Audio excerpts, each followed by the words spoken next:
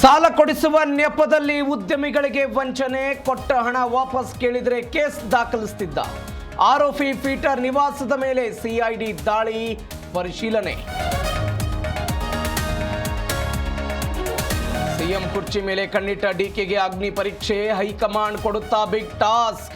ದೆಹಲಿಗೆ ಬರುವಂತೆ ರಾಹುಲ್, ಡಿಕೆಗೆ ಬುಲಾವ್.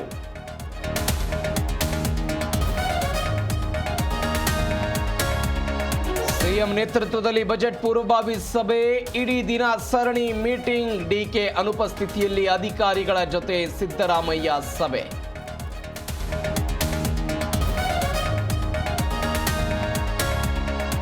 ಕೆನಡಾದಲ್ಲಿ ಕನ್ನಡಿಗ ಚಂದನ್ ಹತ್ಯೆ ಪ್ರಕರಣ, ಭಾರತಕ್ಕೆ ಮೃತದೇಹ ತರಲು ಹರಸಾಹಸ.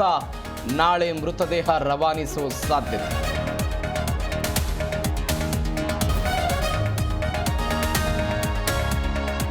ಟಿ20 ವಿಶ್ವಕಪ್ ವಿಚಾರದಲ್ಲಿ ಪಿಸಿಬಿ ಯೂಟರ್, ಇಂಡಿಯಾ ಜೊತೆ ಟಿ20 ಪಂದ್ಯ ಆಡಲು ಒಪ್ಪಿಗೆ. ಫೆಬ್ರವರಿ 15ಕ್ಕೆ ಭಾರತ ಪಾಕ್ ಹಣಾಹಣಿ.